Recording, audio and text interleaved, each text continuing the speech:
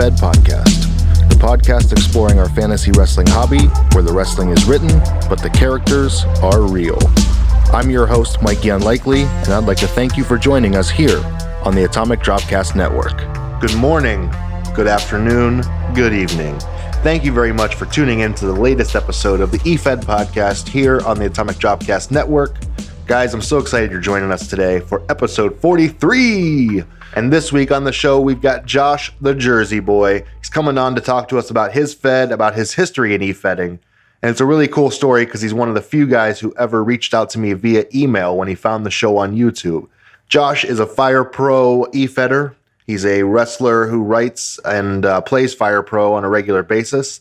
And we're going to talk about that side of Efedding and how he transitioned from the written game over to the video game. So stoked for that interview. We got a brand new question of the week as always, and much, much more on the show. Guys, so excited to have you here. Make sure you check us out on the Twitter machine at the Efed Podcast. That's at the Efed Podcast. That's where you can interact with the show. Check out the question of the week, answer in the comments, check out the interview questions, and so much more. That's the primary place you can get a hold of us as well. Don't forget to check out the Discord, which is in the Twitter profile over at twitter.com/the Efed Podcast.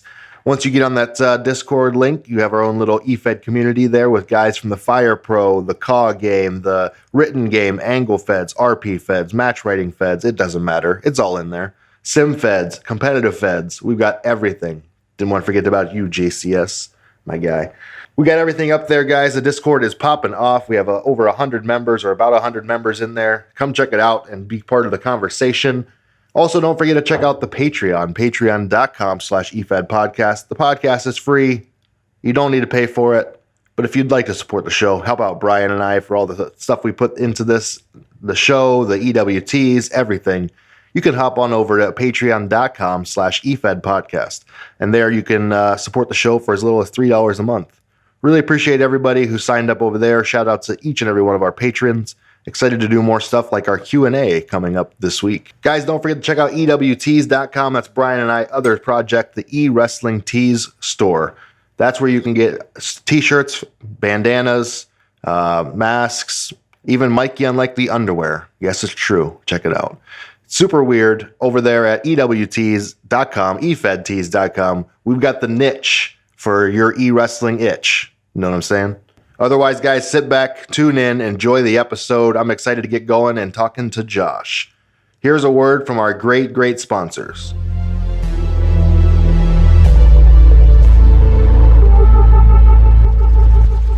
Occupy Pro Wrestling, putting the smart back into smart mark since 2012 as we grapple with design and media services for wrestlers, promotions, and podcasters. We strive to enjoy pro wrestling in our community and podcast, centered around interviews with wrestlers and fans alike. If you like what you see and hear, check out the central hub for everything we're doing and the latest from our site partners over at occupyprowrestling.com. All right, guys, the Efed Podcast is very happy to announce its brand new partnership over on Facebook with the Social Media Wrestling Association. The Social Media Wrestling Association, along with its 16,000 member strong influence page known as Generational Wrestling Society, has proven to be the true revolutionary Efed company of Facebook. The SWA welcomes written, video, and audio promos for its talent, as well as results provided in live 2K audio commentary and written results. The SWA is more than just an Efed. With GWS, all areas of the wrestling community are covered. From belt collectors, wrestling news, trivia, and podcasts, and Efeds. Check them out on Facebook at Social Media Wrestling Association and Generational Wrestling Society. You can give a search for both. Once you join both, you'll be glad to become associated with the society. And we're going to be posting our show on Facebook exclusively on the SWA and GWS sites. And we're very happy to have announced this partnership with the SWA, and you can hear about it here every week. So guys, go check them out. Social Media Wrestling Association on Facebook. Defiance, an Angle-Fed boasting 8 years of continuous fantasy wrestling. Defiance offers opportunities for original characters, micros, a standalone website utilizing Backstage 3 script, and a forum hosted on the long-running FWrestling.com, as well as a roster full of some of the most experienced writers in the game. Come see for yourself at DefianceWrestling.com. That's DefianceWrestling.com. Hey guys, are you digging this podcast? Well, we really appreciate it. I'd also appreciate it if you check out my other podcast. The Atomic Dropcast is a look back at the wrestling of yesteryear through adult eyes. We watch the wrestling that we watched as kids, as adults, with a couple of beers in our hands. It's a great time. Check it out over at AtomicDropcast.com. You can also find us on iTunes, Stitcher, Google Play, Spotify, or wherever you listen to your podcasts. OCW Efed is a hybrid pro wrestling Efed that combines elements of role play and competitive play using the WWE 2K franchise. Whether you're on PlayStation or Xbox, OCW Efed is a creative outlet for gamers and pro wrestling fans alike. With over 16 years experience producing weekly content and live Twitch events, OCW Efed has a thriving community with handlers from all over the world. If this sounds like your cup of tea, come check us out at OCWFed.com, OCW Fed TV on YouTube, and OCW Fed on Twitch. It's like D&D for wrestling nerds. Hey everybody, it's Mikey. No, we're not back to the show just yet. First, I want to tell you about my Patreon. Now, I know what you're thinking. Oh no, am I going to have to pay for the podcast? No. The answer is emphatically no. The show has been and forever will be free. No, Brunk, you will not have to pay for the podcast. However, we have been asked by a handful of people how they can help support the show. And we've also been asked, mostly by Fuzz, why we didn't have a Patreon yet. And I quote, "You stupid I can't believe you don't have a Patreon. I will hurt you if you don't take my money now." End quote. That was Fuzz. He's a scary dude. So with that in mind, you can find us at patreon.com/efedpodcast. Contributions start as low as $3 a month. Thank you very much for your consideration. Please get Fuzz off our backs. The Efed question of the week is brought to you by the EWC. The Extreme Wrestling Corporation is the game's longest-running roleplay Efed, having been established in 1997. With over 100 active role players across 4 unique brands, the EWC offers opt-in booking on all of its bi-weekly shows. It's home to Stranglemania and the 4-day wrestling festival known as WrestleFest. The EWC is built on its welcoming community with zero bias and no drama. All styles are welcome. Come check out the EWC today at EWC4life.com. That's EWC, the number 4, life.com.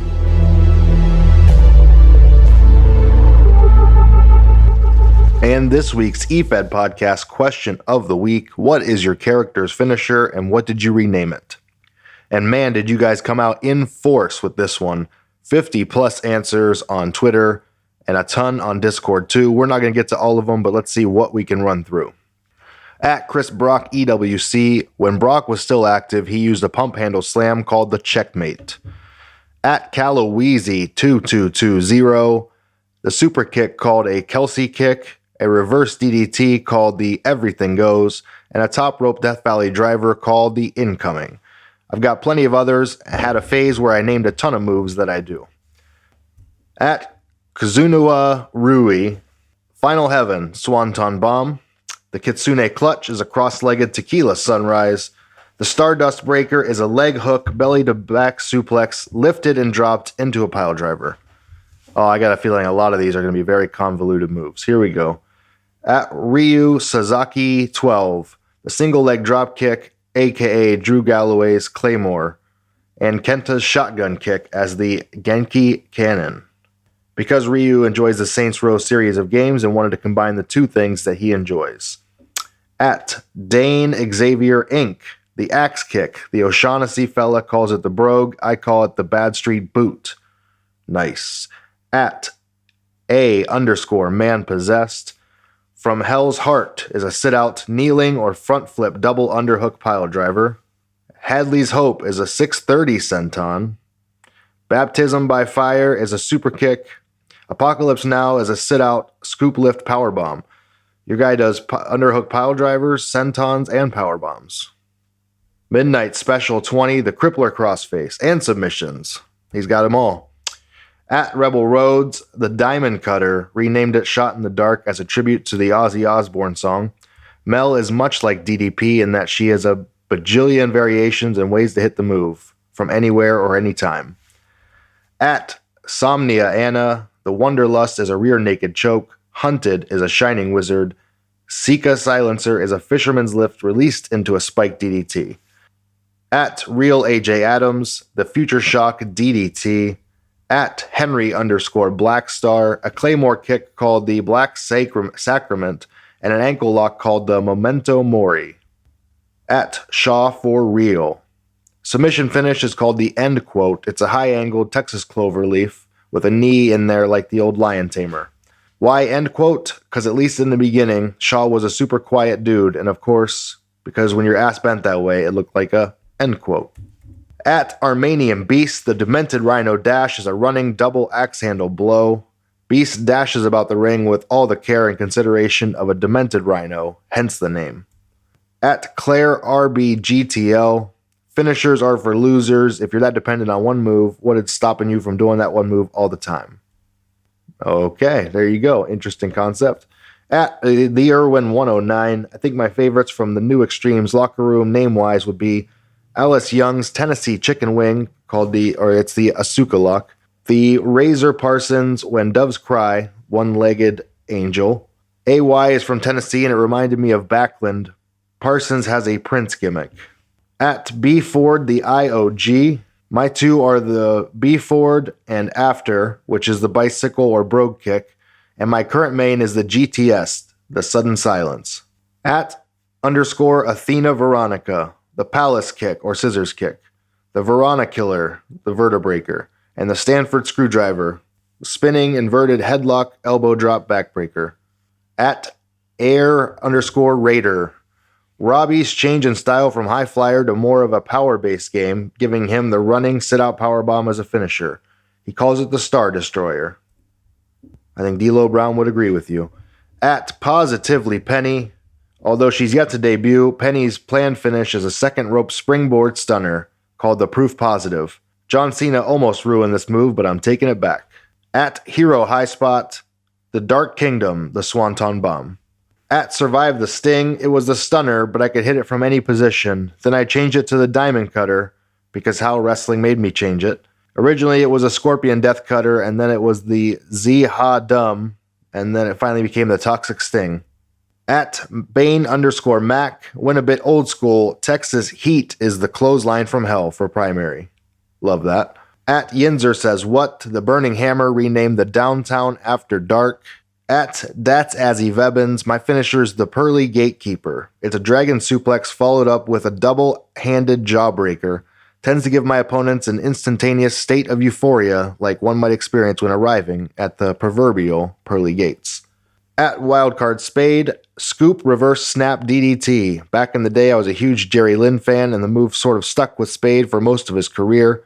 Renamed it the Dead Man's Hand back in the old SmackDown 2 days, because I thought it was cool. Always thought of Spade as a gambler at heart. Makes sense with the name. I like that. At Godly Ken Davidson, I'm old school, so my finisher is the Hands of God, which is usually an Iron Claw and Stomach Claw applied at the same time. In moments of desperation, a Mandible and Groin Claw will sometimes be used. It can be applied a bunch of different ways when written right. At Sean_Warstein, I've got two primary ones, the King's Crown, the Kinishasha, I don't know, sorry, and the Ego Trip, the Future Shock DDT. The King's Crown is the Shinsuke Nakamura move. At Atara Themis, not a singles ballplex. No, not one yet. Surprised I haven't seen it. At Unbreakable SMJ, Ember Moon's Eclipse, renamed the Remember Who You Are, the RWYA for short, due to Stacy's love with the Lion King, and it's a tribute to her father, who got her back into the Lion King and wrestling. At UWF Chris Spade, fall from above, the top rope 180 splash. I saw Too Cold Scorpio do it, but Montez Ford did one for the visual. At Danielson_GOAT, the franchise. It's Lance Archer's new finisher. At El Perro Ward, the Game Breaker, the Emerald Flosion, the Game Breaker Volume 2, the Emerald Flosion Kai, and the Game Breaker V3, the Tiger Flosion. At the Henry K. Rule, a single underhook gutbuster is equal to the Bloody Cross. At Ruthann H. EWC, Widow's Peak, I named it the Nightmare. Awesome, guys. Thanks so much for doing the Efed Podcast Question of the Week over on Twitter. Of course, you can find that at the Efed Podcast, and it's pinned to the top of the page. Over on the Discord side of things, here's what we got. At That Masked Guy, for my character Kaleida, I took Go To Cheech and renamed it The Sacrifice. At MDG, Warren, Crucifix Powerbomb, aka The Razor's Edge, and call it the Altar Call. Funny thing is, when WWE tried a similar character, Mordecai, the finisher was the same. At Mongo the Destroyer, for my main and oddly two similar sized masked wrestlers, I used Sliced Bread number 2, but instead of flipping off the top rope and lands with a reverse X Factor, I called it the Exclusive because he used to be XHF's interviewer.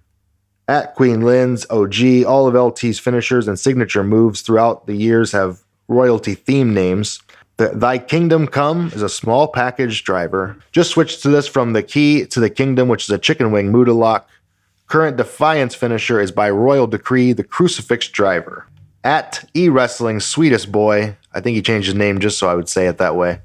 Zeb Martin is the Dang Tangler, which is an inverted clover leaf rolled into a surfboard. Ice Cream Sandwiches is called the Ice Cream Sandwich because he is annoying, which is a top rope double knee drop. A single Dorito mysteriously found inside a bag of Sun Chips uses the I suppose the dead honeybees suckle withered flowers because they don't know what else to do, which is a Venus de Milo hold like the pick base. Enjoy reading this on the air, Mikey. Thanks, buddy. Love you, Jakey.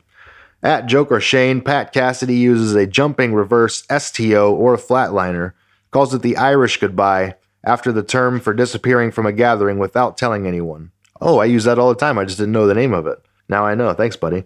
The play on words works due to its heritage, his penchant for partying too hard, and the fact that it's a sudden finish to the match that can come without warning, much like the real Irish goodbye. At Rick, he uses Timber, which is an atomic drop. He uses Misery Whip, which is a modified clothesline from hell. And a yet unnamed finisher, the Irish Whip into the corner, catch the opponent in a chokeslam, rotate, and suspend in center of the ring into a sit-out powerbomb. I love Rick. That's convoluted as hell, but I still love you, Rick. At Truth Seeker, Infinity +1. For Ravage, his main finisher is a Michinoku driver that I call the Devastator. I called it that because I'm a Transformers fan, and that's the name of the first Combine. I name most of Ravage's moves after Decepticons. For Kelly Leeds, it's an inverted Death Valley driver that I called the Blue Hole driver. I named a lot of her other moves after things related to my hometown, and Blue Hole is one of those crazy natural occurring features that's in the Pine Barrens. At Megan Likes Coupons, Brittany Helms, DC Head Knocker is a spinning heel kick, and KPN's Rolling Cutter is KPN, how original. At Oscar Burns is a submission-style mat wrestler, and as the team graps Cap, he uses a couple variations of moves called the Graps of Wrath 1, 2, and 3. 1 is the Octopus Stretch, grounded. 2 is a modified cross arm breaker, and 3 is a rolling heel hook. Interesting. I like Seth because he has a million different characters, and they all use different moves, and they all have different move sets. At Dominic Sanders, mine is the Riptide. It existed before Rhea Ripley had one. Proof the WWE steals from Efedding. It's a fireman's carry into a backstabber, sorry. I don't think they steal from Efedding, buddy. At Alex Smiley, I've given one move in particular to like 3 or 4 of my characters. It's the Chikara special, but renamed the Fuerza special for a couple of them. Old school Fed I came up with that was meant to be a Chikara-esque. At Highlander 4H, Ron Hall McDonald, my last finisher was the super kick. My finishers were based on reality. I knew guys were 6'1" and trying to powerbomb and tombstone guys who were 6'10" or 7. I did experiment with the ankle lock as well. At Gabriel, Ohio, the Steiner screwdriver renamed the Fall from Grace. At Just Jeremy, front guillotine choke with guard applied, the Death Trap, named after a piece of shit 88 Honda Accord I had in college. By Pete's book, Eli Flair had a reverse DDT called the Fallen One, named it because it was a finisher change from the first time he ever went heel.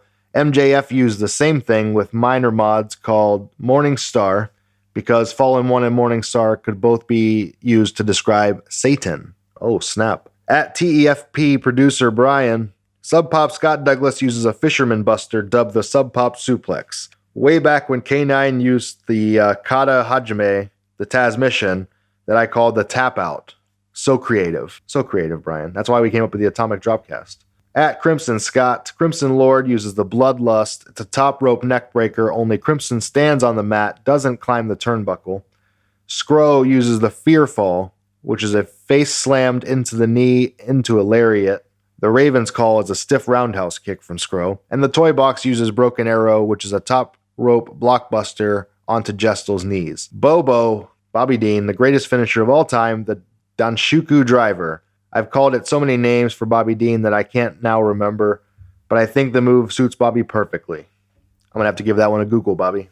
Josh the Jersey Boy, the Jersey Driver, aka the Canadian Destroyer. I thought the move looked cool when I was younger, and I thought it'd be badass to use. Fair enough. I think that's why we all start with our own finishers. At Everybody Loves Will, Jay Harvey has the Wake Up Call, which is a V-trigger, and the Game Over is a GTS. At Chris the Boss Ross, Chris Ross uses the Welcome to Harrisburg, a Paul Burchill style curb stomp. Figured it'd be a good move to rep the streets. And the crime scene is an Asiatic spike submission, more commonly used on larger wrestlers. Guys, check out Chris Ross over on the YouTube machine, the Dice Maniac Chris Ross. It's awesome. And thanks for participating in this week's Efed Podcast Question of the Week.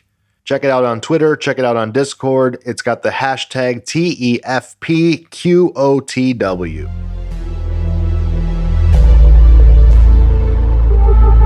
Hey, it's your boy, Chris the Boss Ross. Back at you with the Efed Podcast. 717 represent. All right, guys, welcome back to another edition of the Efed Podcast interview series. This week, we've got Josh the Jersey Boy. He's been a longtime handler, a longtime character, a longtime Efeder, and now a gamer has taken the game into the Fire Pro world. Excited to have him on. He's the man, the Fed head behind AA Dub, as he calls it. Not that one, guys. Throwing that in there for Josh. Josh, how you doing, buddy? I'm doing great, and I'm sorry to disappoint the fans that it's not that AA Dub. If it was, it wouldn't be Fire Pro. We probably wouldn't even be here. Because, right. It'd be the independent Efed podcast. Yeah, I'd probably be, I probably wouldn't be that wealthy, though, thanks to, knock, thanks to the disease that shall not be named. There it is. Perfect. So, man, how are you? Thanks for coming to the Efed podcast. This is, it's been a wild ride for you. You reached out to me via email at mikey@efedpodcast.com. And as I was sifting through the junk mail, I saw your email, and you said you found me, I think, on YouTube. That's correct. And apparently, I was the only one who was desperate to ask. Everyone else was like, "Well, if we're on, we're on." I think people immediately expected that I was going to reach out to people and ask for interviews, and I was waiting for people to reach out to me. I wanted to be all inclusive. I didn't want to just pick my friends. Well, I mean, if those are all your friends, because I'm on the Discord and I saw the list, you have a lot of friends. No doubt. Yeah, it's a long list. I'm excited and happy about it.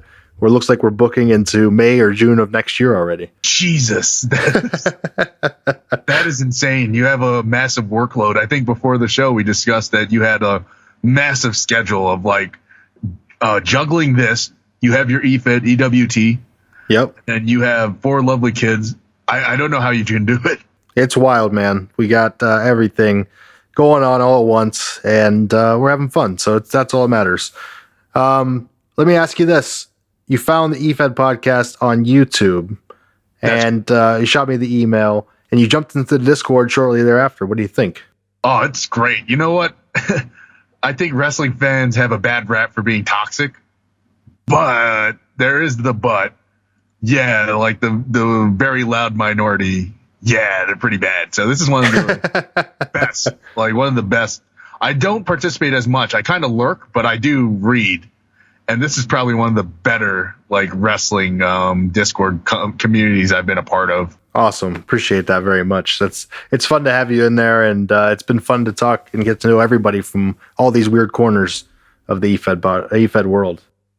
Yeah, like how long have you been e-fedding? 2000, the year 2000. Jeez, I've been like, I think I started e-fedding in 2005. Okay. So we're not too far off. Maybe just like maybe a presidential race and an extra year, maybe an Olympic and an extra year. There you go. Yeah. So yeah, we've both been playing for a long ass time. I mean, 15, 20 years, that's nothing to sneeze at. Well, I mean, you know, some of the things that I've seen and been through, I think I'd have allergies from that and sneeze at it. There you go. Well, let's get into it, man. How did you get into professional wrestling? Okay, so my dad was a wrestling fan from the 80s. Somehow, he believed 100% that it's real. And I'm talking like Hogan body slamming Andre and all that. And when he found out it was fake, he's like, fuck this pussy shit.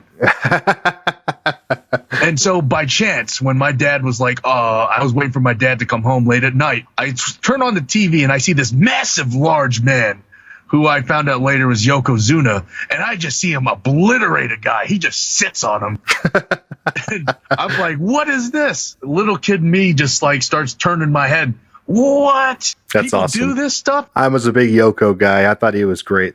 Yeah, like growing up, I was a Steve Austin guy, but I couldn't watch the Attitude Era, obviously, because it was too raunchy. So I would catch like here and there WCW, and I guess thanks to the network, I could watch some of the Attitude Era stuff. But like I like became a massive fan when I started going to the video store. Yep. Have you ever had that experience where you just go to the video absolutely store? Right, and then that I watched my first WrestleMania with a friend, and then immediately hit the VHS at the rental store and just ran through all their tapes. All right. Which WrestleMania was your first one to watch? Because mine was 6. 12. So Wow. I didn't get into wrestling until like 96. Who was your favorite growing up then? Well, immediately it was Shawn Michaels, because first match, like I thought that the Iron Man match was real, and I'm like, these two guys have gone an hour. They haven't pinned each other. No one's submitted. I can't believe they've gone the entire 1 hour time limit and no one's won. And then they did an overtime and Shawn wins, and I'm just like, oh, he's the greatest in the world. I have to ask, have you ever got to meet Shawn Michaels yet? No, not at all. Is that on your list? It's not, because the facade quickly faded for me with him. I eventually realized that there are better. I don't want to say better wrestlers, but there was people that were better for me. And when I really got into wrestling, my favorites of all time were like RVD and D'Lo Brown. Oddly enough, Frog Splash guys. I guess that's the thing they have in common.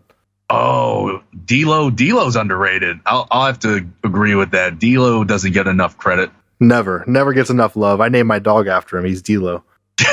Get out. Yeah, it's for real. Are you if you get another one, will you name him Rob Van Dam and expect him to like answer to that every time? He's got to do something. He's got to do the thumb thing. Oh, they don't have thumbs. Well, shit. Anyway. I got a funny story. I met Fonzie at a buffet once. Really? Yeah, I was just like, I got out of work. I'm tired of shit. I go to a buffet because I'm hungry as fuck. And then out of nowhere, I see somebody with a fucking whistle. And I'm like, is that Fonzie? And, it's really awkward. I don't like to approach people in public, but he saw me staring at him. And he approached me, and I'm like, uh-oh. So as soon as I see Fonzie, and he's like, yeah. He's like, hey, how are you? And I'm like, oh, God, I'm a big fan. Because I used to, when I started watching, like, NWA on, like, the network and stuff, and I would notice him, and he was like the ref there. And then I saw like matches in ECW. I really hated the fucking whistle. I didn't like it. I hated the whistle too. I loved RVD, but I hated the whistle. Sometimes you have to watch it on mute. But then you miss Joey Styles. I know, that's the problem. I had to mute. Oh my God. That's a good one. And then he took a picture with me.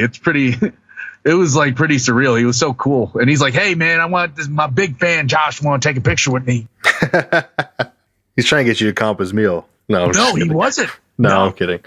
I mean, do you have like a guy that would probably do that, do you have a Virgil story? Because every fan has Virgil. No, not quite. No.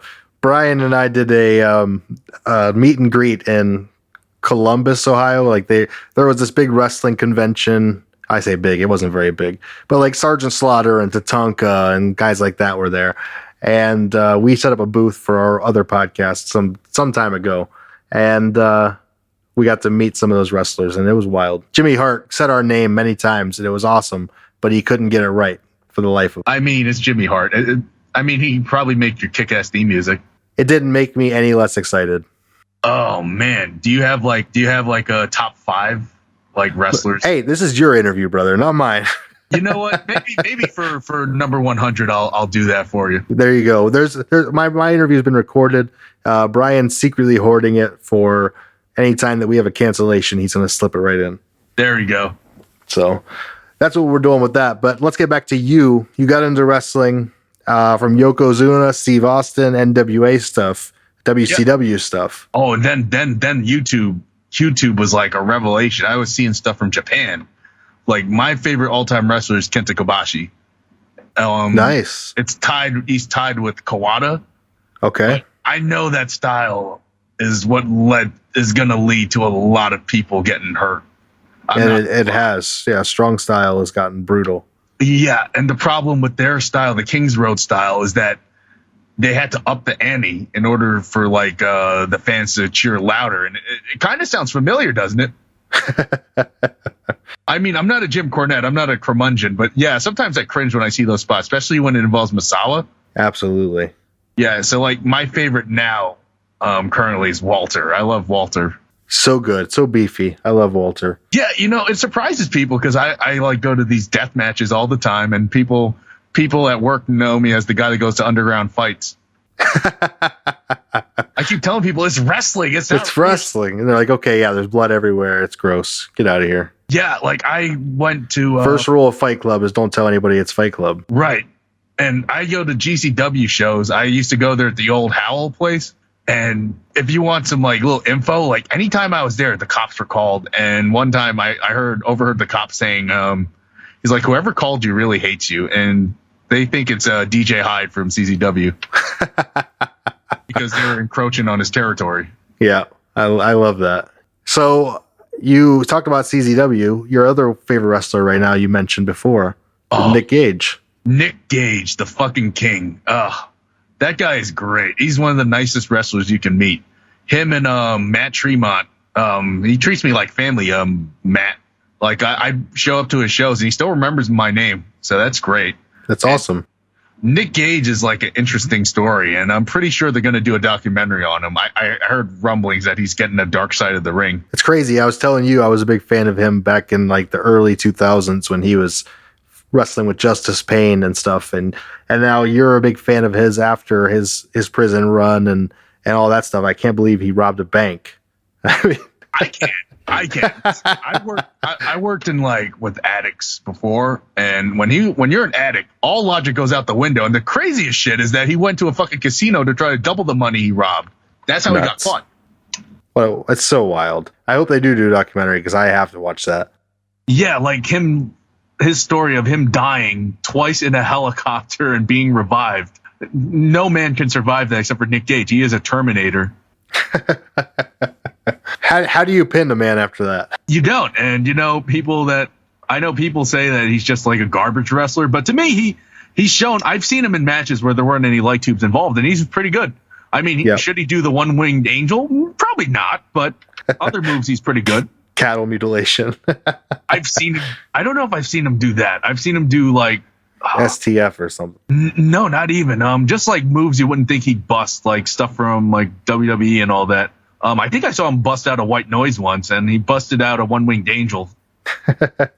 Some things just shouldn't be done. Yeah, that one, I don't know if it was him. It more probably was on the guy who was wrestling, because the guy who was wrestling was a bit bigger than him. There you go. So you hit your favorite wrestlers and how you got into wrestling. How did you find e-wrestling? Oh, okay. So I was on a website, Game FAQs or Game Facts, whatever you want. Yes, Game Facts. Love it. Yeah, so I saw this Fed, GWF, the Game FAQs or Game Facts Wrestling Federation. And when I saw that, I was like, oh, I could enter this. This looks fun. Let me do this. I signed up as Josh the Jersey Boy, so I haven't changed. I didn't have a character panned out. I just thought I could just do this. And my God, my promos were fucking terrible. They were atrocious. I wish that the old site was still up. I would show you. Like, my promos were incomprehensible. It was like Ahmed Johnson in WWF Warzone.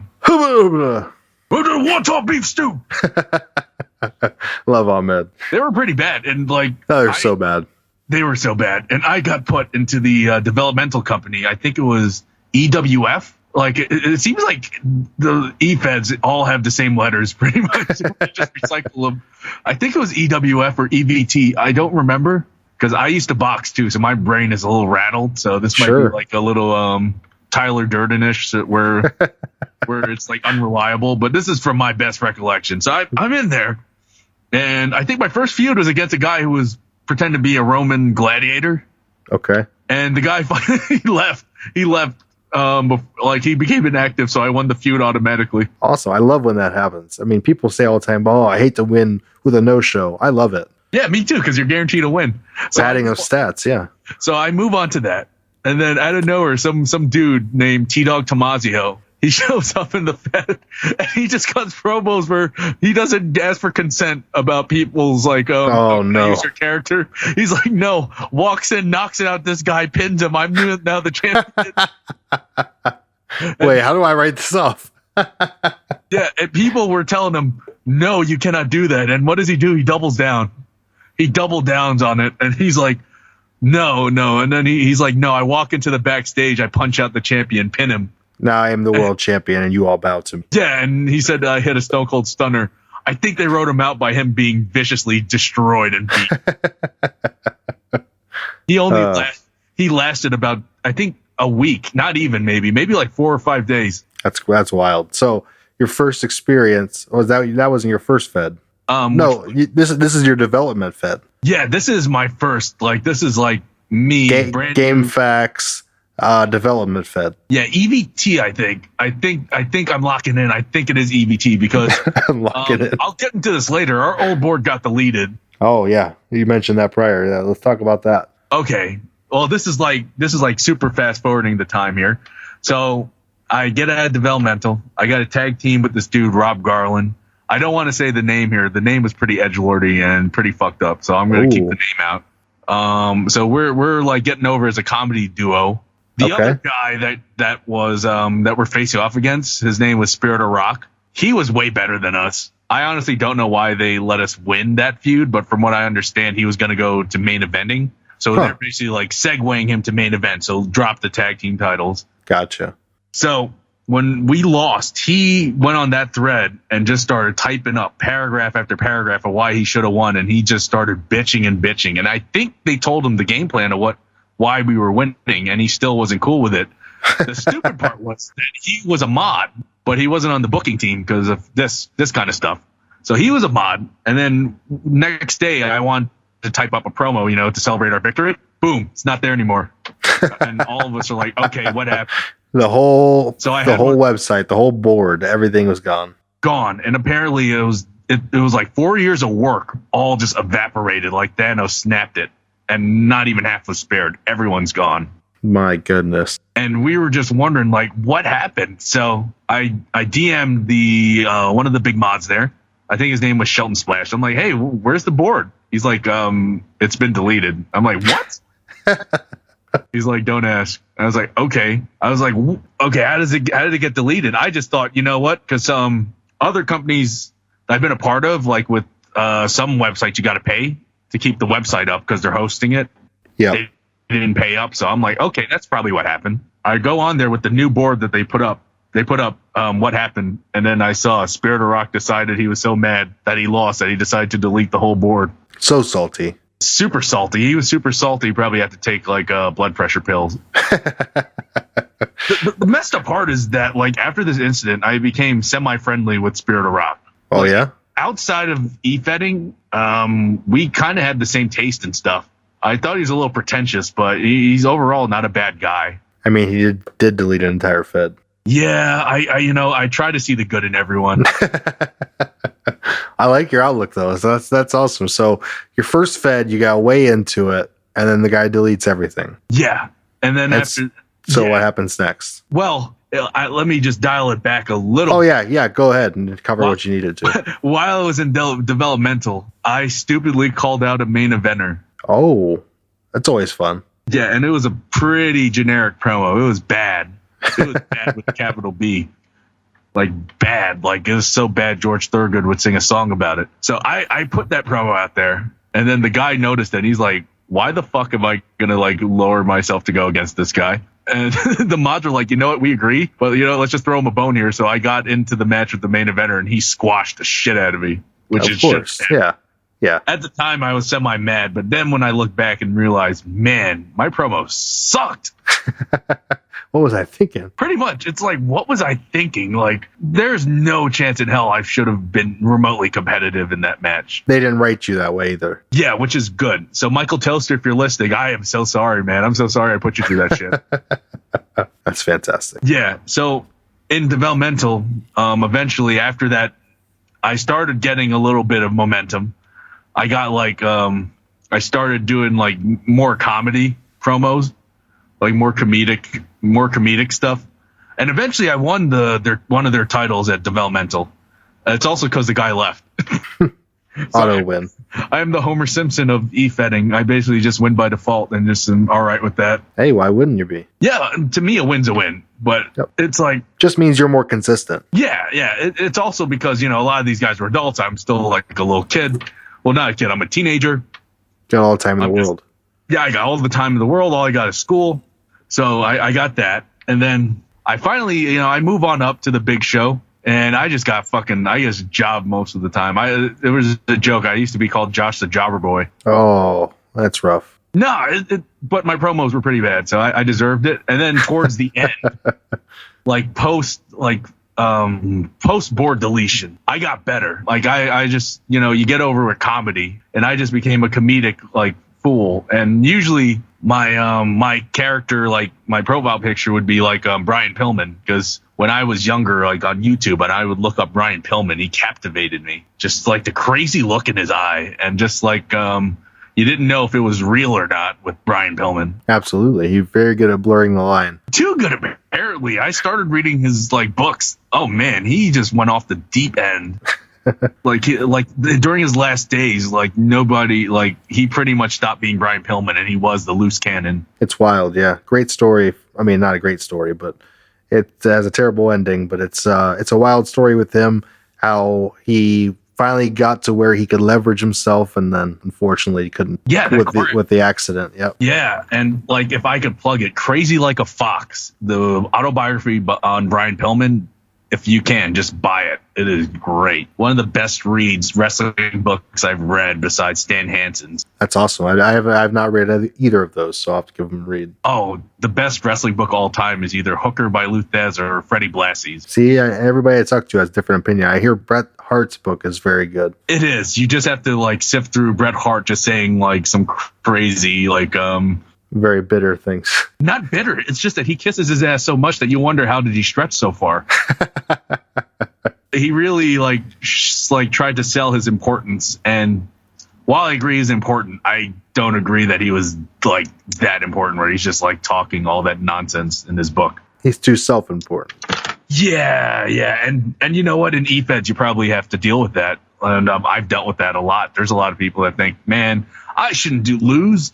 Fuck that shit. I shouldn't lose to this guy or that guy or whatever. I'm better than them. I'm above all this. They just pretty much they walk around like their shit doesn't stink. And, it rubs people off the wrong way, but you can't do anything. They're really good. So that's me, man. No, I'm kidding. Awesome. It's going to be a dark side of the Efedding ring starring Mikely Unlikely soon. You have no idea. I'm sure people are trying to find some shit. So we covered developmental. What else happened after you saw everything change over there? I won the championship. I won not the heavyweight championship. I won one of their lower card championships. I wasn't going to be a heavyweight champion there. In any e-betting, I will never be a heavyweight champion. That's just not going to happen. You had finally advanced to the GameFAQs primary Fed at this point. Oh, yeah. So the EVT was a subboard, like in GWF. So I moved up to the big show. They told me, hey, you're moving up.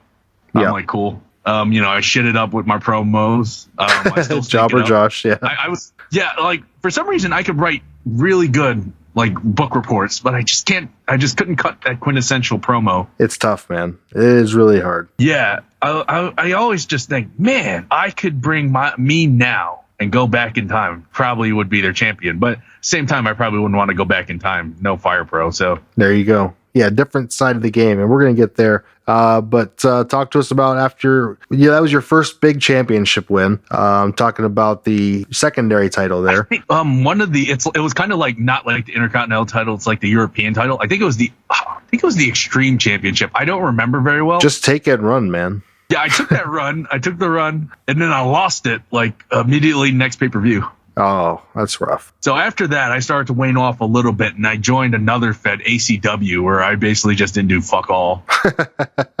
And towards the end of GWF, I was writing matches for them. Wow. So the GWF, you ended up becoming staff, basically. No, it's just that everyone started bailing. It's because I got more stuff. I got one guy that I e-feded with. His name is the Reprobate. I can't pronounce his name right. The Rep. And he's my friend, but like he would like start shit with everybody on that message board. And this was not kayfabe. This is all out of character where he was just starting mudslinging. That's rough. I think if you look up the link I sent you before, you will see like there's a message board where everyone addresses their grievances. The majority of the grievances are towards him. And he would go on there and just like start slinging fire and slinging mud. And you can find that at tapatalk.com/groups/thegwf. Yeah. And like on our old board, his like, he was there too. His like, for the flame board, he was the majority of what people were, angry at as well. That's awesome. I mean, it didn't help that on the flame board, he cut like a thing where he just basically said that, where he just criticized people as well. To me, he was all right. Like I thought he had some legitimate points. It's just that how he said it, he just sounded like an asshole. So I have a few friends like that. Oh, yeah. Yeah. It's like, you're friends with them at the same time. It's like, I'm friends with them.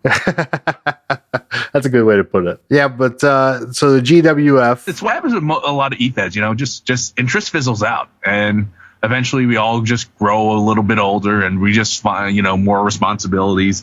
I discovered the magicness of the opposite sex. 9 times out of 10, that's what takes us away the first time. Yeah, I'm not trying to say that it's like anyone that leaves is doing it for that, but that was my thing. I was starting to chase after girls, so there's that, and then I started losing interest in e-fetting when I realized how like I'm never going anywhere. I'm not moving up. Really, I just can't. I'm just gonna go my own way. I still was doing like a little bit of ACW. But for the most part, I was pretty bad there, so I didn't really accomplish much. So you still dabbled a little bit, but pretty much you took a big break from the game? Oh, I took a semi-big break because I was now on the Fire Pro boards, the Fire Pro message boards, and I started my own little baby e-fed there with just like original characters there. So talk to us about that. So Fire Pro Wrestling, you're talking about when it started on what system? On the PlayStation 2, so I had, luckily they imported it to the US. I didn't have to deal with all the, back shadows of how to play it. So I got the American version brought out by Agitech. I got that. I downloaded some packs. And then I decided, hey, fuck it, let me do an e-fed with some of the characters I created with other people. I just held, it was like Celebrity Deathmatch. I mean, not my best stuff, but it was fun. I had my fun. The difference... It was your first Fed. It's something new. Yeah, it wasn't like my first Fed I ran because I actually ran an e-fed before that somebody just passed off to me because it was a deathmatch style. Oh, nice. I did maybe about 2 shows when I realized there wasn't much interest there, so might as well just lose it. No wonder he passed it off. Yeah, like my writing style was like, how somebody has like a super move like a burning hammer? Yes. Fuck it, let's just burn through it. Let's do it. It's pretty much move one, Burning Hammer, pin. I think that if I came up in writing matches now, probably I'd be popular because fuck it, nobody does like desperation moves anymore and stays down. That's great. So now you're moving to the Fire Pro. You're playing it on PlayStation 2. You're trying something new as far as an Efed character with video game characters. At what point do you converge the two and are playing Fire Pro to determine your Efed? Okay, so I saw like there's rumblings and rumors. So this is going to be a little bit of the history of the Fire Pro. Sure, Fire Pro boards. So in the Fire Pro boards, we were all clamoring for a new game, and in the weeks building up, one of our message boards guys, Sunnybone, he decided he's like, yeah, so I have like top secret news. Like, hey, listen, there's going to be a new Fire Pro game. There's going to have lucha rules, death matches, and all that. And everyone's like, oh shit, okay. We're all psyched up. We're all hyped up. April 1st, he's like, April Fools. Oh shit. And yeah, people were pissed off. Nobody was happy at that one because that's like, why would you do that? That's not an April Fool's prank. In hindsight, it was funny as fuck. And you know what? We should have seen the red flags there. Like, why Sonny Bone, out of all people, got to see this breaking the news? Yeah, right. And I don't think he spoke an ounce of Japanese. Because the creators primarily were Japanese, and I don't think the American company they passed it off to was going to develop a new Fire Pro game with how low it sold. No. So that happens. The board goes into civil war. It erupts. A few years down the line, the board just fizzles out and dies. I forgot what happened. So we move up shop to a new one. I think it was the Fire. So originally it was the Fire Pro Club. And then I forgot what the next iteration was. But that one is where people were doing their thing. And we all were just like, okay. And then they just announced that a new Fire Pro is coming on. And we're like, really? Okay, this is good. All right, a new Fire Pro is coming on. And with the new Fire Pro coming on, we were all like clamoring at the mouth. All right, this looks good. And then when we played it, like there were some bugs there. So then a user by the name of Carl Zilla helped. He made like a modding suite for it. And all those bugs were ironed out. Like he's still doing it to this day. And he added stuff that they should have added in the game, like blood stain on the mat, extra weapons, etc. Like create your own move, which they actually did just recently released. Yeah, I've seen some pretty crazy stuff recently. I saw like some dude is like working on a Dalsum where he fucking does the yoga fire. I saw somebody shoot fire, recently. It's pretty crazy. I just downloaded. Somebody did the Fantasio finisher where he rolls you up and has underwear come out. So that happens, and then I start running my own Efed. And before it was mostly like a collaboration because I wasn't confident in my abilities to create edits. In Fire Pro, we don't call them like how do you say cause or CAW? Yeah, cause. Yeah, cause. So we don't call it cause, we call it edits. And if you call it a call to some Fire Pro Efedders, you'll probably get Sandman. You get caned. Oh no. Yeah, so it's so you make your own edit, and it basically is like you can choose how to make like it wrestles the way you want it to wrestle, but the minutia behind all the numbers and the crunching, it's time consuming as shit. So I didn't have time to do all that. So I maybe made like 2 or 3 characters. I made Josh the Jersey Boy, who was like a version of my character from the Efedding, except now he's Filipino, and it's been like 10 years later. He's now just lots changed. Yeah. Yep. He's now just a grizzled old deathmatch junkie. And I started my own little because before the original Fire Pro Club closed, there was a deathmatch fed called Gore Japan, which I fucking love. The guy Chango, great like promoter and all that. And unfortunately, like he just lost interest, or the Fed just like life got busy. I don't know why, but it just stopped. So I said, fuck it. Let's get some bloodlust in this bitch. And I decided to make AA Dub because I was trying to struggle. Like, what will I call my wrestling Fed? And I'm like, what could be chanted in the Twitch chat? And I said, AA Dub, AA Dub, AA Dub.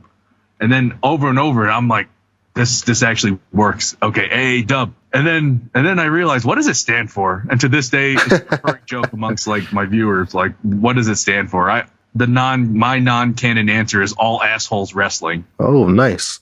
What does it actually stand for? I don't know. No, nothing. Yeah, Nothing. It's still something else. I have no clue what it stands for. it stands for AA Dub. Get over it. Yeah, AA Dub. Everyone just calls it AA Dub now. Nobody even calls it by its name. It's just AA Dub. That's perfect. It's a brand. Yeah, and like the lore of my company is that my dad, the character that's my dad, like basically he killed a dude in the ring and showed no remorse. So Josh the Jersey Boy is like, I'm getting the fuck out of his Fed. And so he started his own thing and brought his two brothers with him. This is semi-canon because I got two brothers. So I brought them out, and then one of them decides to leave and learn his own way in Japan. The other one goes to Mexico. So it's just me. And then I have like just me having a deathmatch bonanza. And one of my viewers there from the get-go was a dude named Sean. And this is a pretty sad story, but like through the time he was basically his name was Fullbug, and through the time he was like my only viewer there until like I started to grow a little bit where I get like 5, 10. And when Fullbug was there, he'd make like one person feel like 100. But then we found out he had some form of cancer, I think stage 4, and he was basically watching these shows while he had chemo. Oh, and yeah, and then when he passed, man, that fucking sucked. It's hard. Yeah, I was using one of his characters as like a main eventer, and he was so fucking happy to see that. Yeah, it's a tough situation, but it's nice to know in return that you were providing entertainment to somebody who was going through that at the same time. You were helping them get over the fact that they were going through that. Yeah, and I do say that I think that with Fire Pro World, I would say that I was one of the guys that started a connected universe with the Efeds, because usually we were all just like one little standalone tentpole. Sure. I just like threw an idea, hey, to this other guy who runs an Efed Firehawk. He runs this thing called Phoenix Rising, where most of his family, his characters are like his family and stuff. Great nuanced stuff. And I'm like, hey, I want to do a storyline where like my character calls out your family and he just like fucking just like runs through them. And then I want the most unlikely member of the family that you want to push.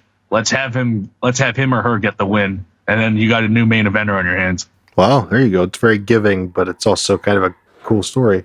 Yeah, and he agreed to it. So we had like a match. I called out the family, and I'm like, I did some voice promos where I'm like, I'm going to go up in there and carve your whole fucking family. And whether or not you like it, you got nothing to do. You're just going to have to watch. That's pretty tough. Yeah, so I moved on to the first daughter, and it was one of the most bloodiest matches. One of the more bloodier matches I've had. I don't know if it's still on the Twitch. I kept a good backlog, but I also have a YouTube channel where I keep track of most of the old shows. So like if you saw, I divided them into seasons, and they're literally, some of them are like 24 hours or about like 30 hours long to watch a whole season. It's pretty significant, and it's pretty cool. And the ones I saw that were on there was over at Twitch. Yep. Twitch.tv/DoinkT. Nobody got the joke before when I was doing like shows. People were asking what's with the name. I'm like, are you a wrestling fan? No. Oh, you're not gonna get it. Doink the Clown was taken. I was pretty sad about that. So you went with Doink T. Yeah, and if like my profile picture is a picture of Battle Cat, it's so good. Who's probably one of my favorite wrestlers to watch, because I love Brady Boone. Brady Boone is one of the greatest jobbers of all time. I don't know any of the jobbers, I don't think, but I love the picture. The avatar is so good. You'll love Brady Boone. Brady Boone is he like helped partially train RVD and inspire RVD to pick up. That's wild. I did not know that. Like he was doing like backflips and stuff. He was like with Leaping Lanny, where if they came in maybe 10 years later, they probably would have been mid-carders. Huh. That is crazy. I would look up his match with the Macho Man. Let's talk about some wrestling video games. Okay. We'll get back to your Fed here shortly, but a quick question, just like what kind of wrestling video games, what got you into wrestling video games, and how did that kind of evolve? Okay, so I grew up in Jersey City, New Jersey. Okay. Anybody that I moved around, so I was in Bayonne. They had this arcade that now is a Family Dollar. On the second floor, I would go up and play WrestleFest. WrestleFest was like one of my first wrestling games. It's an arcade game? Oh, yeah. Oh, my God. Have you ever played WrestleFest? I've not. What? Oh, my No. God. It is so good. They're releasing a new one coming out soon with like one of the weirdest rosters, honestly. It has Austin Idol, Zack Sabre Jr., John Morrison, the BWO, Warhorse, like just a weird mix match. Tommy Dreamer's there too, like Jeff Cobb. It's like, what the fuck? And this, let me read you the roster here for WWF WrestleFest. See if you, I know that, like, I don't know when it came out, the game. Oh, it came out in 91. So the roster was Big Boss Man, Ted DiBiase, Mr. Perfect, Demolition, Axe and Crush, Ultimate Warrior, Hogan, Jake the Snake, Earthquake, and Sergeant Slaughter. And then the enemy, like the big bosses, were the Road Warriors for the tag team division. That's awesome. I've not played that one. Oh my God. It is one of the best arcade wrestling games. Like, oh, it is, I wasted so many quarters. I think I spent, like, it's one of those games where when you lose life, if you put more quarters, you get more life. My mom would usually give me like $5-10 for the arcade. I would waste like be gone in 5 minutes. Be gone in 5 minutes because the steel cage match would always get me in the tag team thing. So they got two modes. They got tag team and then Saturday night's main event. No, Saturday night's main event is the tag team and then they got the battle royal. I would never play the battle royal because I was always afraid I'd lose. So I always would play tag team. My usual tag team was Big Boss Man and DiBiase because DiBiase had the submission move that you could end matches quicker.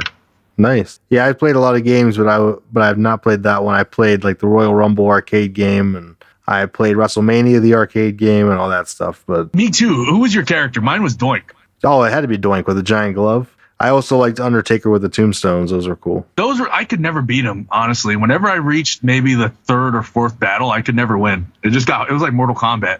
Those games were so much fun. They were. Was there like a sequel to that, or that was console only? So no, that was, and then In Your House was the sequel. I don't remember playing that in the arcades because I remember playing that really bad Royal Rumble game. Yeah, I remember that one. It was kind of fun. There was another. I can't remember. It's been so long. I'm so old at this point. I'm catching up, dude. So you talked about you got into the arcade games. How did your fandom evolve from there? So from the arcade games, like I was like, man, wrestling's fun. You know, the games are fun, the shows. I wasn't watching them on a weekly basis, but I still kept track of it. You know, I got friends telling me the results and stuff because, you know, they didn't have to worry about not being able to watch it because the content was too violent. Sure. So I'm like, okay. So then I think it was 99, 98, I got my first console, SNES, and then I got Super WrestleMania, and I played that religiously. That's awesome. So I was playing video games for a long time, wrestling games, and there were so many for a short period of time in the 90s. And I don't remember half of them other than the ones that really stood out. Did you see the picture I sent you? I did not. That is a picture of what WrestleFest looks like. It is one of the graphics are just pretty ahead of its time for me. Oh, there you go. Yeah. That's awesome. It looks pretty good for being from the early 90s. You said 91. Yeah, it was a sequel to WWF Superstars where the team you had to beat, I think, was Andre the Giant and Ted DiBiase with Virgil outside. So Virgil was playable. He was no, I remember. He was playable in WWE 2K14. I'd like to not. Yeah, I can't say I played 2K14.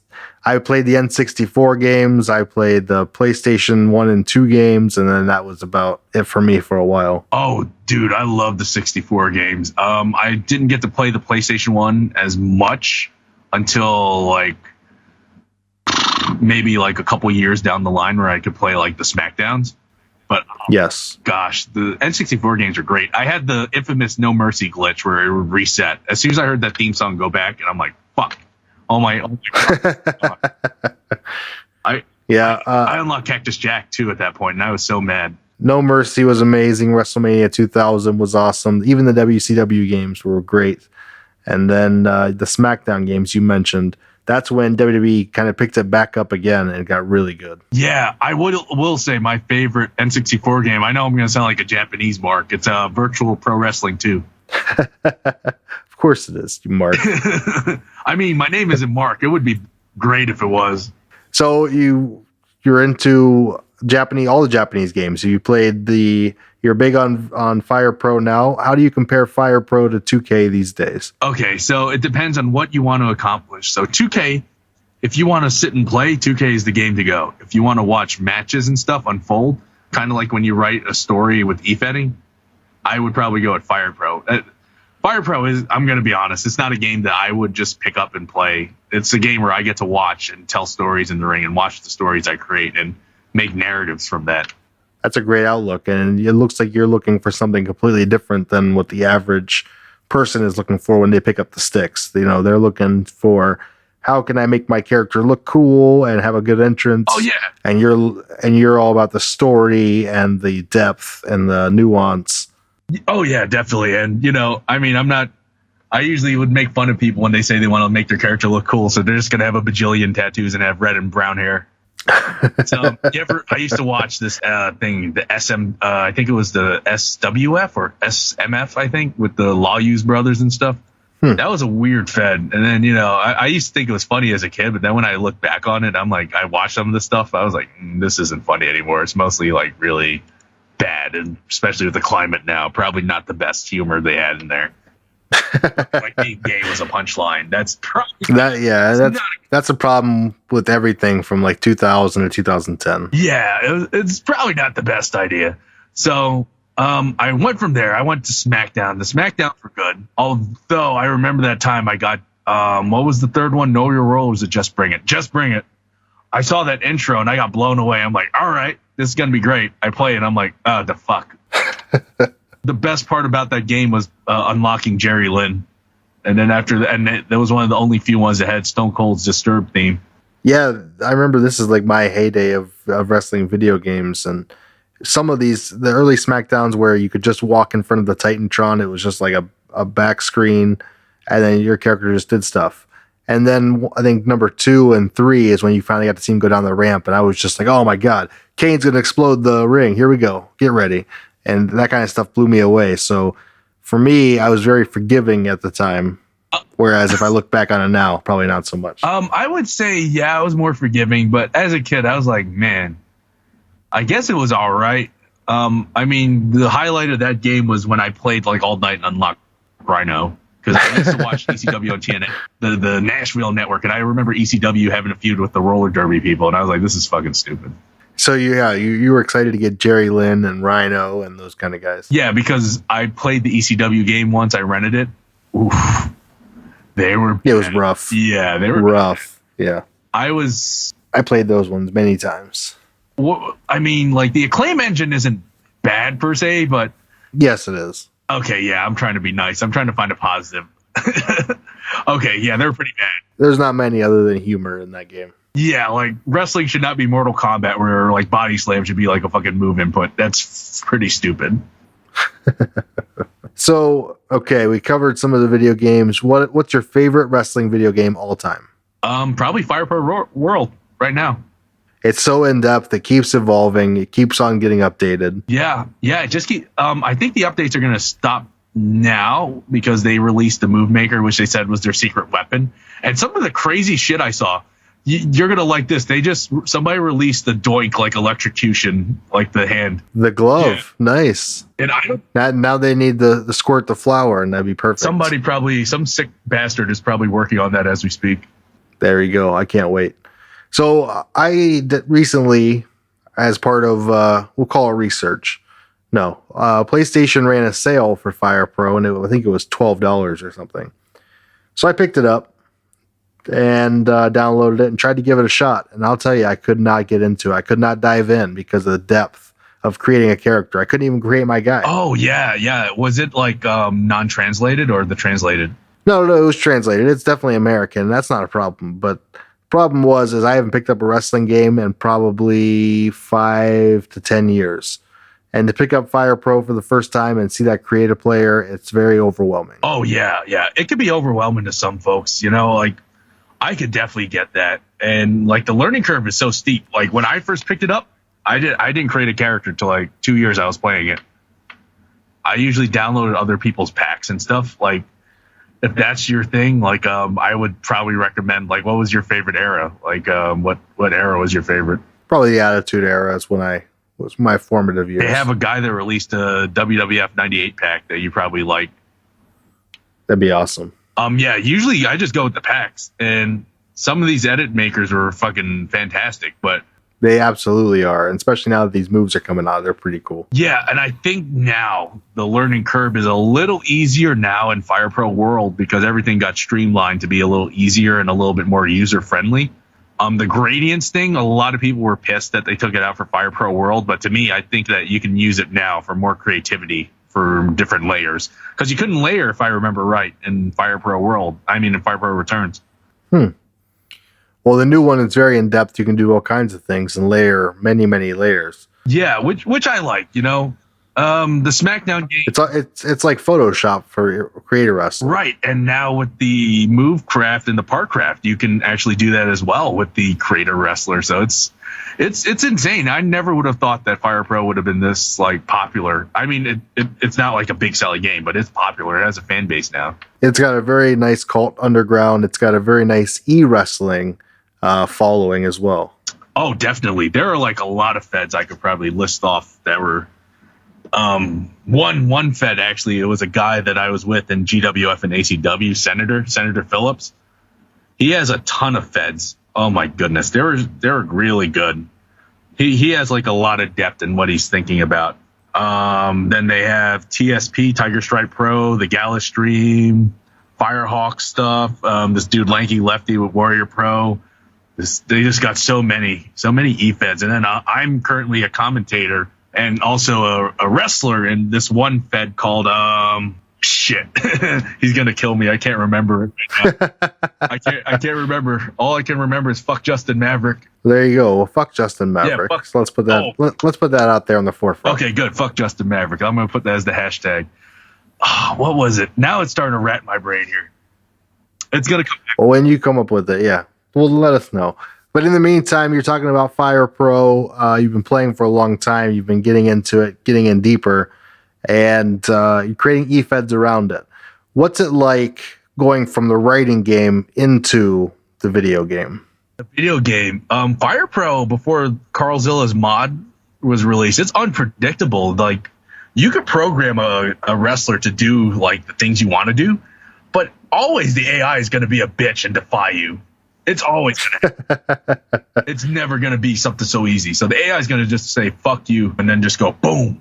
So that's going to be annoying as shit. First of all, yeah. But now, thanks to Carl Zilla's mods, you can actually program who you want to win. So I basically am now Vince McMahon. I can choose who to push and not to push. Oh, there you go. So you're able to book what is an angle fed. Yeah, pretty much. Like, that's why I stopped using guest guys a lot, because I can understand a lot of guys are protective of the wrestlers. But if anyone asks, I usually elevate their guys. Like, I made one guy that was like a lower card dude on Warrior Pro. I pretty much gave him an undefeated streak where he won the title and held on to it for a long time until he lost it in a winner-take-all match with our world heavyweight champion. And then after that, he like rose up and that guy's fed. Well, absolutely. You put a little shine on them. You build the character up. You treat him the right way as a guest. You put him over, and then on the way out, he put someone else over. Yeah, like that's how it should be, and old school territory model. That is pretty much what I'm going for, because I started watching and reading about it, and I'm like, why can't we be a territory? Like, why not? Like, there's no outlaw promotions. We're all here to elevate each other. Like, there's no point in having someone like just like nobody should just be trying to run roughshod over each other. Why not? Let's all work together and let's be a collective. Absolutely. And people who work together stay together. That's not right. Ooh. But no, you know what I mean? Yeah, people who are playing the game together, if you get into it and you're all into the same story driven, direction, then you guys are going to play together for a long time. And so it's nice to see that you can incorporate other feds and almost be the modern day inner fed for Fire Pro. Yeah, I don't know if I'll take credit for like starting it, but I feel like me and a couple of the guys like Firehawk, Senator, we all banded together and just said, you know what, let's just make this all, let's just all work together. And I don't see the big issue with working together. And then there was another guy who I consider my greatest rival, Will.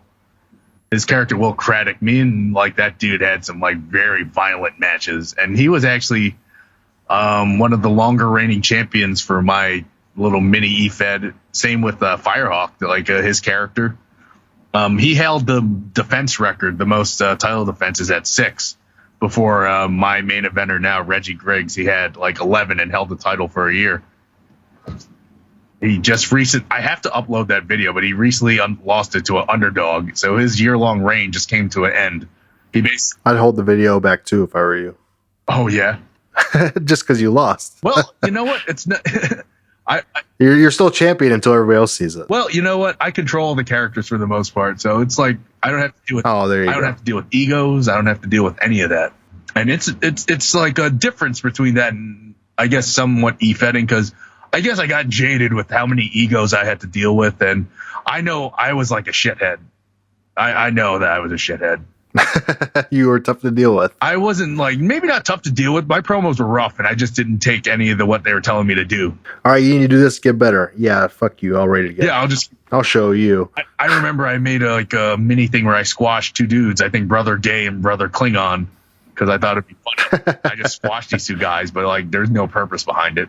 So now that you're doing your own Efeding, and it's been a while later, how is it, or how have things changed? The Fed you're running the Fed you're running now, it's not a competitive Efed. No, it's angle based. It's angle based, and basically, you're what you're doing with Fire Pro is you're having computer based simulation matches. You're recording them and having it predict what's going to happen, or telling what's going to happen. Or I book it. Wink, wink.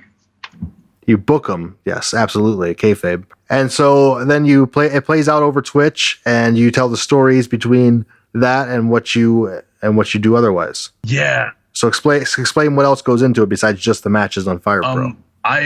Since I've become now, my girlfriend encouraged me to write, so now I write for like audio, like I do audio dramas and all that. So I'm currently working on one right now that's still season 1. I released 5 episodes on like organized crime. So I'm a person that plans things out. Sometimes it doesn't come to fruition. I can admit I dropped a couple angles because of time and personal stuff. Sure. So I usually have a board, and I usually write it down, or it's on a Word document, like what I'm going to do and what's the plan A, plan B, plan C, and like what the storyline beat is. And I usually, if it involves a guest character, I always keep the creator in the loop, like what's going on. So when a character, say I'm a guest character, and I'm said, hey, you can use my guy for your Fed to book. Is that all that they tell you, or no? Do they say, hey, here's what I want you to do? No, it's actually me. I'm telling them, hey, this is what I want to do. I want to use so and so. I saw that you're using him, but he's not being used much. I kind of want to use him. Maybe I'll like bring him up the card a little bit. Then when he comes back, you got a new main eventer or upper carder. Nice. So you're actually reaching out to other handlers and asking, hey, can I borrow your character for my Fed? And here's what I plan to do with them. Pretty much. Yeah, I usually have it like well planned out for the most part. Like anyone that usually has interacted with me, their characters usually has more shine on them for the most part, unless it's like other like it was planned where they would get their ass whooped. Sure, they needed something that goes with their story, or you needed to get your character over, or whatever the case. Yeah, like the logistics, I'm still fathomed that. How in the hell did I do that storyline with Phoenix Rising, where my gang, the Harbingers of Death, I was the god of death at that rate, where I just like I had a costume that was inspired by Venom. I just go out there and just start terminating people, and I aim for the Fed's family, make it personal. I get like it's just like the logistics of that. Like, how did we do that? And it spanned toward his Fed too. Like some of the story leaked out to his Fed, and it's like, geez, how in the hell did we manage to pull this off? Like, I don't know how it works with like the Efeding world. I don't know if you guys get that much crossover, because the logistical nightmare of having. No, we typically don't. You used to have stuff called like stuff that were inner Feds, where hey, we've got one champion, the Fed, it goes to 5 different Feds or whatever, but there's, like you said, so many egos and issues, and well, my Fed's better than your Fed. Why does a champion come there? It's crazy. Yeah, I can imagine that. Like how could you like if you would have like an NWA kind of match, not NWA, like put setup, yeah, like a territorial system. It's like how is, I don't know how, like with that many egos, is it possible? I'm sure it's just like it was back in the day. I'm sure each promoter had the same amount of ego. Do you have like a shooter at least? You have a shooter where if they don't comply, they're just gonna break their legs? You got to have one. No, I don't know. Those things don't really happen anymore. I think too many people have saw it happen and fail that people just stop trying and they just write their own feds, which is good. And I apologize if I sound ignorant to what you're doing, because really I am. I've not played the Fire Pro feds. I don't know how they work. I've never been involved in one, so it's interesting for me to hear your perspective of the game, because it's a completely different angle than I'm used to. Yeah, like I'm a pretty giving person. Like, for me, if you show respect to me and I show, and I show respect to you, then why can't we work together? It's like, to me, I always want to elevate someone else. Sometimes it doesn't work. We had an interview like with another company, and my characters just fucking ran the shit with them. Like they terminated that dude's fed. And that's because like he didn't use the mods.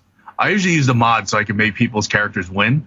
Because sometimes when you have like two different creators, their style of how they want to program a wrestler is way different, and sometimes it leads to like squashes, unfortunately. Huh, that's interesting. So a character can just be programmed the wrong way, or not even the wrong way, just doesn't match up with the other character, and someone's going down hard. Yeah, and it always hopefully doesn't end that way.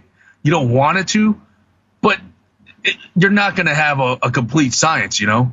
Sure, and I think that's kind of what you want. You're going to see different things in wrestling. If your character has a situation where they go through this, then it's your job to write them out or tell the story about it and why it makes sense. That's the creative fun about this game, not only just writing, but even in interviews or as a booker or as whatever. It's somebody's job to tell that story, beyond just, hey, I slammed the guy on the mat and pinned him. Oh, yeah, that's pretty much it. I don't know, like, I don't know. Like, I feel bad if I squash somebody. Well, I mean, squashes are a real thing. Yeah, I know, but if their character is an established main eventer, I feel bad. It's tough, yeah. You know, it's like if Billy Graham went to the NWA and then Ric Flair just killed him, or maybe not Ric Flair, Harley Race, like, beat the shit out of him for, like, a minute or two. There's like, where's the benefit in that? Because eventually you're going to need another contender. And if you got like somebody that's super over, no point in destroying the guy's credibility just to make your Efed's like penis bigger, you know? Sure, absolutely. But if you're programming it a certain way and those things happen by happenstance, then what can you do? You really can't do anything, right? Right. No, not at all. So, is there anything else on the Efed world you want to cover before we head on over to Twitter questions? Probably not. No, I can't think of anything. I probably will when we sign off. Of course, yeah. Always after the fact. But we can always do extras and bonus stuff or whatever. So, over on the Twitter side of things, we got a question from Billy in the Field, good friend of the show. I've always been interested in Fire Pro, but I'm intimidated by what I've seen, and I'm afraid I won't quote-unquote get it. Can you talk me into giving the game a chance? All right, Billy. All right, just imagine. Now I don't know if Billy's played WWE 2K. Has Billy played that? I'm sure he has. Yes, I'm sure he's dabbled. I'm sure you've had to deal with the glitches and all the follies of last year's title. Now imagine having a PC game that's probably half the price, although the DLC, I'll admit, is a little pricey, but it offers you like promoter mode. It offers you like a create your own wrestler, and I know that like WWE offers like a GM mode, but imagine this is like a theater of the mind sort of thing, that you can create your own stories in the ring and not have to like be the one controlling it. You can program it and have the ultimate amount of control. And then we have mods that make the game like 1,000 times better. That are free, and it allows more weapons, let blood in the ring, different rules, move sets and rule sets. And you could literally create also any dream match that you want. Like, say you want like Billy Graham against like Whipper Billy Watson. Those two edits are out there. It's possible. You could do Stone Cold Steve Austin against Fantasio. Like, knock your hearts out to your content. And it is a steep learning curve, but when you learn it and you like hone it, it is the most rewarding game that you can play. But I will say that it isn't for anyone, and I would understand that if it's a little daunting. You're a good salesman. If you ever need a job, let me know. Yeah. Awesome. Well, we also got questions over here from our Discord family. We got Megan up first. Megan likes coupons. Yes, she does, over at EWTs.com. What's your favorite thing about having a caw fed or an edit fed? Don't hurt me. And your least favorite? My favorite thing from those kind of feds is that you could create your character. You could actually see it. You know, I think as a people, we're visual. With like text feds, it's kind of hard to imagine some of the moves you see. And the biggest downside I had, because I took part in some like WWE 2K stuff, I did commentary. The lag is bad. Online, you cannot play a game online in WWE 2K. It is bad. I've heard about all the glitches and everything else, and I've not played a 2K game in many years. Her next question is, how long does it take to make your character in Fire Pro? Well, so even you as an experienced player. Well, if that's the case, usually it would take me I get a concept, maybe about 2-3 hours. That's not bad. I mean, it sounds rough, but I mean, I put hours and hours into video games all the time. I mean, shit, we gotta do what we gotta do. So 2-3 hours, right? So I do 2-3 hours.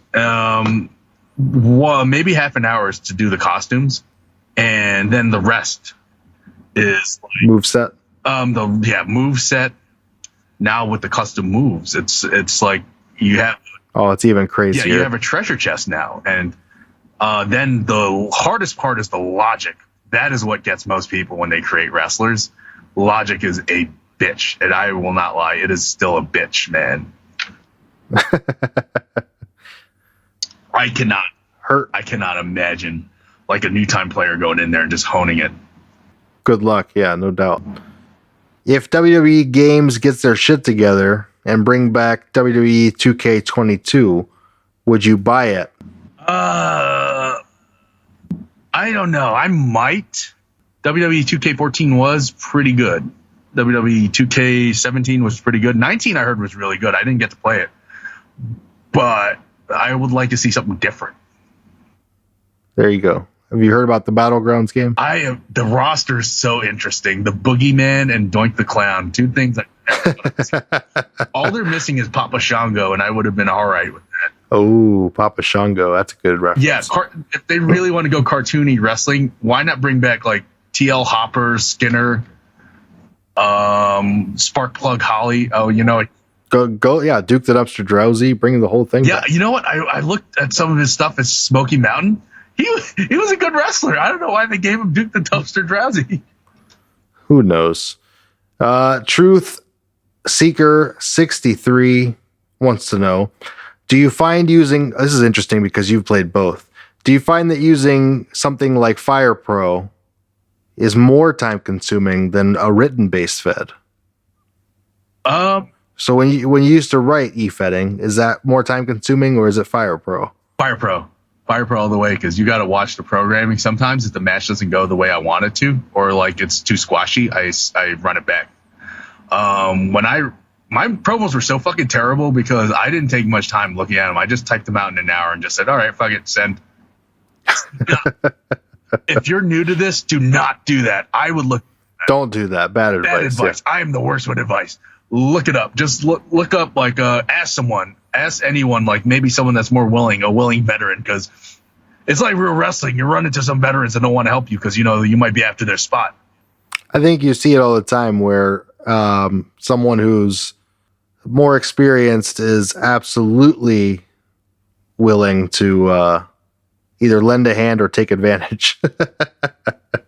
But no, in your case with the feedback, yeah, definitely reread your stuff once or twice. Yeah, agreed. Rivs is up next. On average, how long does it take to make a match, and how do you organize what you're going to do? In terms of like Fire Pro? Is everything planned or are matches on the fly? He's also asking. I plan ahead, but the undercard matches are on the fly. That's like how I can build like more uppercarders. So you have basically a couple major storylines, and everything else underneath is just matches and performance based. Yeah, pretty much. Good deal. And how long does it take you usually to write one of those or to make one of those matches? Usually off the top of my head, I have like a roster I created now. I think I'm around 40 or 50, and there's still like 20 that haven't been finished, like jobbers I'm making. I have one jobber that has a surfer gimmick, so I mean, the matches themselves. How long does it take to put one together? Oh, the matches? If it's like not a major planned one, I have a hierarchy of jobbers and undercarders that I usually just put up with somebody. So probably only takes about like 5 minutes to come up with that. Oh, okay. That's not bad at all. When a glitch happens, how furious does it make you? And I guess you don't have that issue now that you have the mods. Oh, no, it still happened though, because I'm testing them out. So, not everything's foolproof. So I had a match. Sure. It was going great. And it was just like bang, bang, bang. It reminded me of 90s All Japan. Out of nowhere, the arrows disappear and it freezes and locks. And I just I'm like, ah! Like one of the best matches you've ever put together. And yeah. The funny part is, it's like what Ric Flair and Steamboat said. Like they had better matches on home shows. Of course. Stuff that I don't record usually sometimes is most of the time way better than anything I have. Because you want to run like tests. To see how, of course, but when it turns out perfect, you're like, well, shit, why didn't I just use that? Right, and you can never match the first time. So, Brunk says, I love Fire Pro Wrestling World. Not a question, just wanted it known. Oh, well, thank you. That's you know what, I appreciate that. He's into the game. That's what matters. All right, got a banger. You ready? Hold on to your hat for this one. Shit. Last question. Okay. If you've ever done a Fed where the CAW aspect is interactive, aka the competitors play each other in the game, how do you handle things like a handler losing the internet? Last minute emergencies that would keep them from their scheduled matches, or are there rules? Or no, I'll go ahead and answer that and I'll go to the next part. I actually took part in it wasn't a wrestling thing, it was a boxing thing that was similar to that. And internet problems ran amok in there in the fight night thing. How we handled it was, if the player had an emergency, like we'll scratch that. If it's like an internet problem, they can't reconnect. That's on them. Yeah, that's a forfeit usually. Now there are circumstances where you lose internet due to power and all that. So, I mean, usually I think that a smart thing to do if you are going to do an EFED with connection, you have to have a test match with the guy or girl that's like playing to make sure their connection is strong enough. You have to. Interesting. Yeah, it's not something we think of people that write the game. Yeah, like if you are like wrestling a match and the guy is slow as fucking molasses and he's like looking like a mummy, why the fuck are you like? No, just as much as it sucks, you cannot be an EFED like online. Your connection has to be stable. I would be no good then with my Amish internet. So yeah, I know Ohio is like, I heard it's limited with like the choices of providers. If you're not near a major city, you're out of luck. Yeah, that sucks. Are there rules for move sets in Fire Pro or for in your Fed or move spamming? Yes. Is it easy to spam in Fire Pro?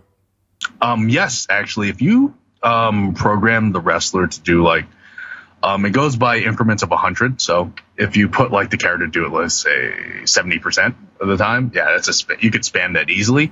And some moves are. Oh, I see. And with the wrestler, you have like a thing where it says style, and with the style, there's moves that you'll have a certain affinity for, and those affinity levels are running from F to A, or E to A, and if they have an A affinity, usually means that move is more powerful and takes out more life. Gotcha. So you make them avoid those A moves and the spammy moves. Yeah, if you have an A move, I would say save it for a finisher, because that should be like it. It won't be like a Young Bucks match,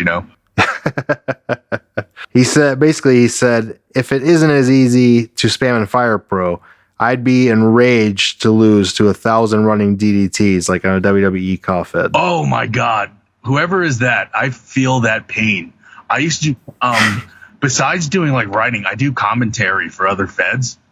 And it's a PWR, I remember it now, Pro Wrestling Revival. That's what I do commentary with Chaotic. We knew you'd come back to it. We would come back. Fuck Justin Maverick. I did. So I used to do commentary for WWE 2K Feds.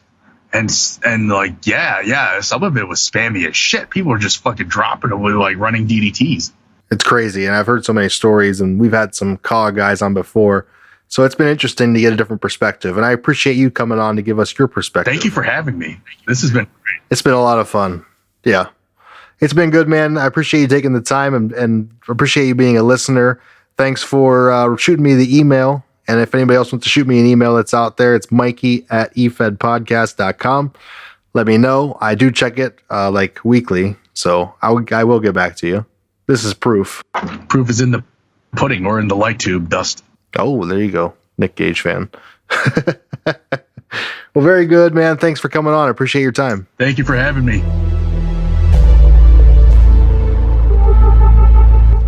All right, guys, that's going to wrap us up for another episode here at the Efed Podcast, but that was a lot of fun getting to know Josh and the Fire Pro side of the game. Interesting concepts and something that maybe you guys should dabble in if you're not feeling what you're currently doing. Want to give a special shout out to every one of our sponsors, the EWC, the OCW, DefianceWrestling.com, and a shout out to HOWrestling.com as well. Love those guys over there at How Wrestling. Otherwise, guys, thanks very much. Thanks to our supporters over on Patreon. Appreciate every one of you guys tuning in, supporting the show, and helping us out. And I appreciate each and every one of our listeners listening right now. You guys are the lifeblood of the Efed Podcast. I wouldn't be doing it if no one was listening. So I appreciate each and every one of you. We're going to keep this rocking and rolling as long as we can. We're on episode 43. This is amazing. Guys, I'm excited. And let's keep this train rolling. Next week on the Efed Podcast, for Brian, I'm Mikey, where the wrestling is written, but the characters are real.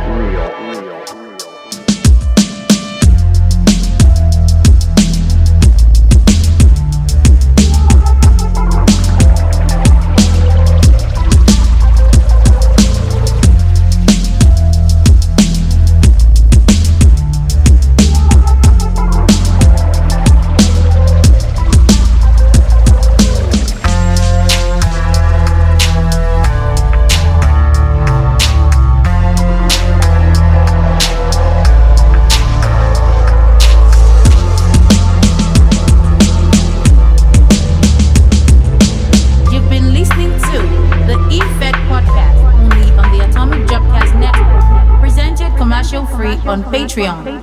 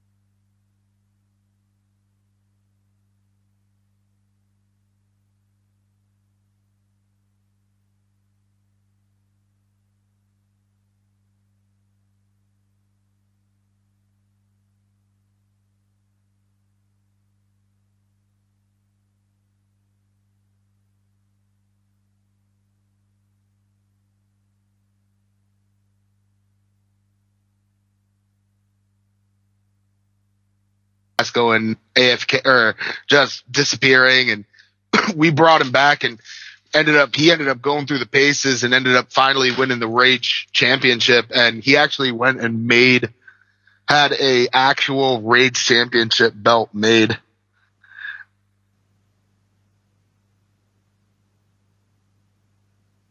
Yeah, I'm not that guy either. Like, look, I hold the accolades that I've established in, the Efed and Rage and TCW very, very close, but I don't know about going and making a championship to commemorate it. Yeah.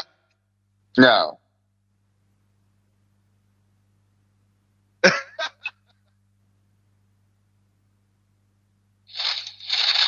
Oh, Yeah, it's crazy.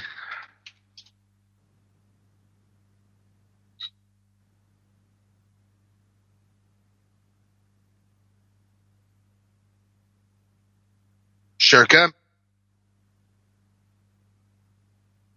Perfect. Okay. Just let me know who do you want to go first. Hey, this is Bishop, and you're listening to the Efed podcast. hey, this is Matt, and you'll listen to the Efed podcast.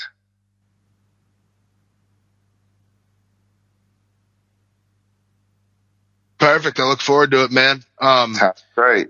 And you're on Spotify, right? Perfect. Perfect. I'm going and adding you right now. I thought I had, but I hadn't.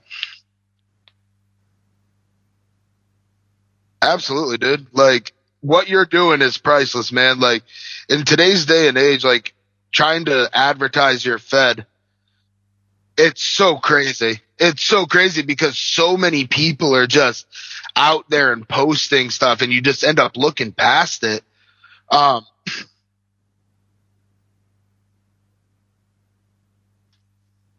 Are you a member on Facebook of Efed Central? Dude, man, that place is a cesspool. I tell you what. Every other day, somebody's bashing another Fed and just saying how much somebody else sucks. And I'm just like, man, where is the community and just keeping things in house? Like that's the thing, dude. Like, I'm not going to sit here and tell you that we never have issues or things come up, but we keep it in house. Like, you got it, man.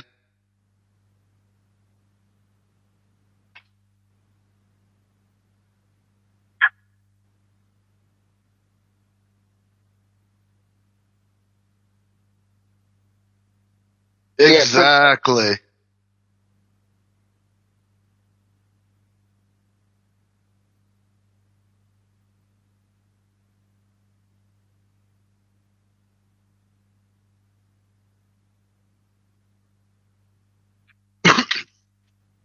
Absolutely. We appreciate everything he does too. Yeah.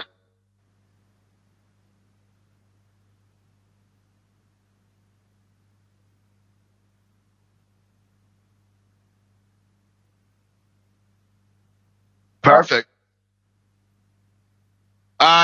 The schedule said 25th. Yeah. If I'm going to leave a review on Spotify, where would I leave that? Cause the app doesn't have it. Is it?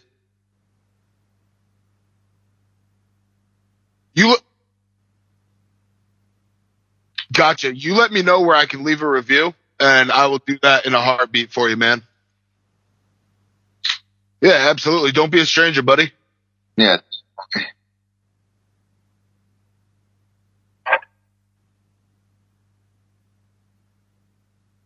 Perfect. And also pencil me in for coming back because I'd love to come back. Yeah. All right, man. See you then. All right, later. All right.